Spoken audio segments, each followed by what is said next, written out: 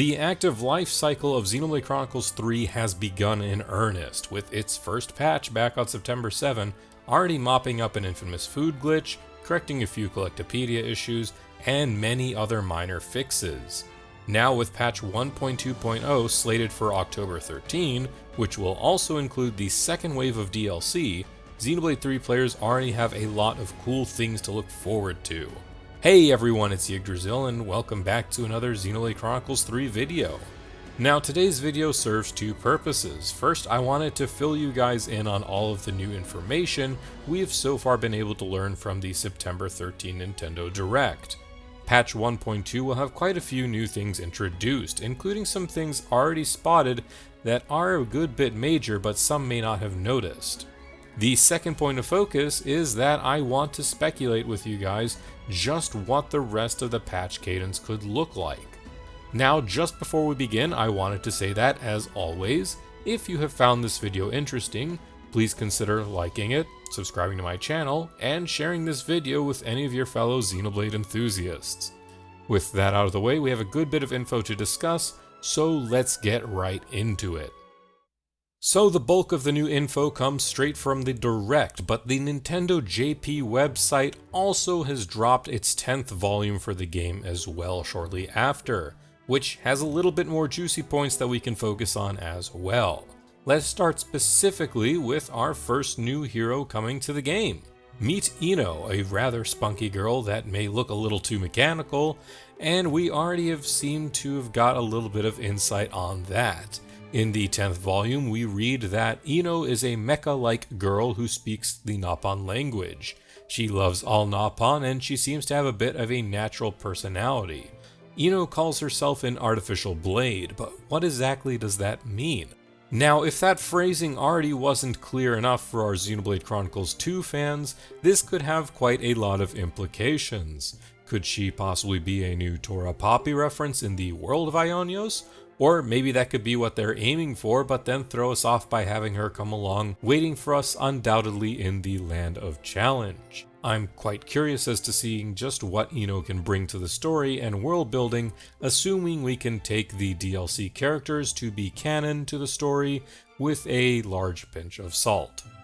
One thing I can hopefully call out though is that with a new hero, I would definitely expect a minimum of 2 new hero-related quests, her intro and her ascension, maybe even a handful more where she has some dialogue to participate in. On top of that, as all heroes have a spot on the affinity chart, I wouldn't be surprised if she has any affinity links with, say, some Nopon she'll interact with on her quests. So that's the story stuff, but how will she affect gameplay? Well, Ino's class is called the Noponic Champion, a defender class that is seemingly going to be using Agnian arts.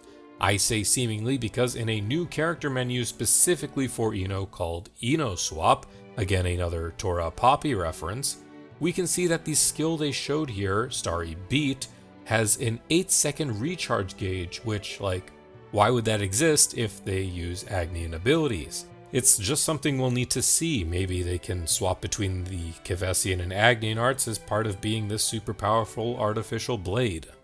Also, just want to point out that 8-second recharge on a break art is even faster than Yumsmith's break art, so potentially we'll have more variety in selecting a designated break class besides just Ogre. As for Ino Swap, the upgrade menu appears very similar to the Ouroboros form soul links that each of the main cast has, although there doesn't seem to be a preset path like with those. You can see here that the resource used to unlock these nodes are HD Ether Cylinders Plus. It seems that Ino relies on High Ether, which comes from this new type of Ether Cylinder, to enhance her capabilities, and this will be reflected in her gameplay. With Ino out on the field with our party, Ether Collection points will be denoted with a version 2.0 logo, and will be bright yellow. It's unclear if these are new unique nodes out in the world or if they override older collection points, but in any case they will be how we do any major upgrades for Ino. It'll also be a good thing to have, as Ether Cylinders are largely irrelevant to obtain by the very late endgame. There are a few other things to discuss with our new hero. That is, she actually has two different weapon icons, the icon shown in the Nintendo Direct being a gun quite similar to Mwamba's weapon, as compared to the sword appearance from the 10th volume. It remains to be seen if maybe her playstyle can be adjusted in a way that changes the weapon she uses, or if one of these icons was perhaps just a placeholder. We can see her using a sword in some of her gameplay footage. We also know that from this small snippet of her participating in this chain attack, we can see her chain order completion bonus, which seems to be just a flat but significant increase to the overall damage ratio of the chain attack. Lastly, we have just a few images showcasing what her class gear will look like on both Noah and Mio.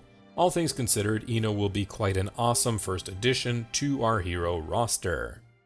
The other major feature of the second DLC wave is the return of the Land of Challenge, a feature that first premiered in Xenoblade Chronicles 2 and had a slightly more watered down appearance in Xenoblade 1 Definitive Edition.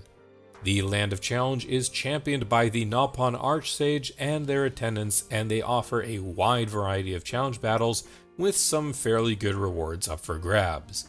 And I do mean they were really quite varied in terms of themes and difficulty.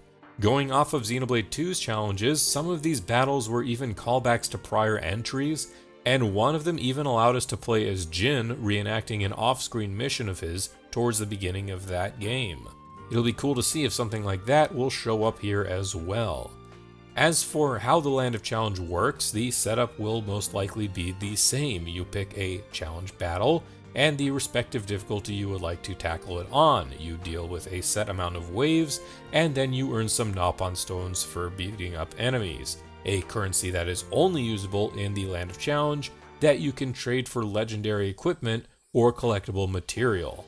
Completing missions for the first time will also award you with specific items or pieces of gear. As an example, unlike the swimwear pieces that you had to grind for in Xenoblade 2, it looks like at the very least we know that Noah's swimwear will be relatively easy to unlock. All you need is to beat the very first battle on any difficulty with an A or S rank. As for the battles themselves, it'll be interesting given the class system of this game if they will have missions that will restrict which classes can potentially be brought in, or if they will have pre-selected classes, arts, and skills. I mentioned swimwear just there, and yeah, sure enough, all of our main party members will be getting their own fashionable swim attire, perfect for strolling around the Erythea Sea. One major takeaway in particular though comes from Tai on set, because this is actually the first time in-game where we can see that Taion is actually a Blade Eater, a very rare form of being from Xenoblade Chronicles 2, denoted by the rather sharp and well-cut crystal smack in the center of his chest. This was actually confirmed on the day of the game's release by an article posted by Famitsu, but here we finally have our first actual confirmation of it in the game. On top of all this for Volume 2 of the DLC, we also got a silhouette of who the next hero will be that will become available in Volume 3, and a confirmation of more challenge battles, so that'll be interesting to see if maybe that hero will also potentially have a tie-in to the Land of Challenge, like how I think perhaps Ino might have. Going off of this more regal human appearance as compared to Ino, we'll just have to wait and see. Personally, the silhouette reminded me almost of Yuko Ichihara from Clamp's XXX Holic, and then I was also reminded of Pyra's 2019 New Year celebration art, but it may just be the obvious yukata in the design. Lastly, with the information revealed so far for patch 1.2.0, there's actually something that people may not have actually caught on to.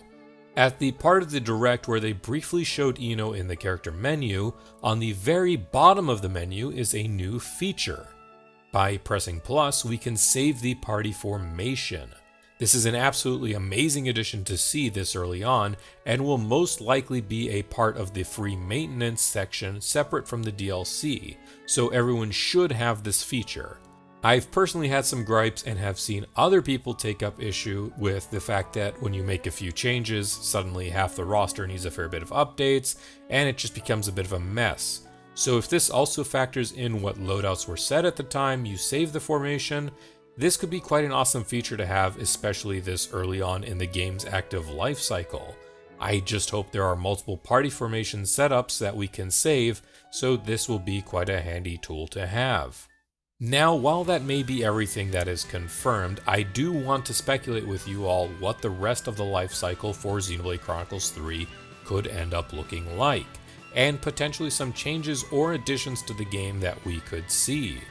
As a warning, this section does contain one very minor non-story related gameplay spoiler, so please be wary on that.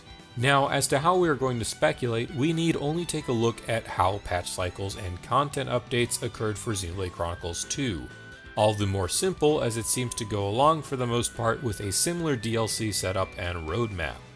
So while I was going back and looking at every major patch and DLC date that Xenoblade Chronicles 2 had, I was actually quite surprised by the amount of features and continuous miscellaneous updates that we had.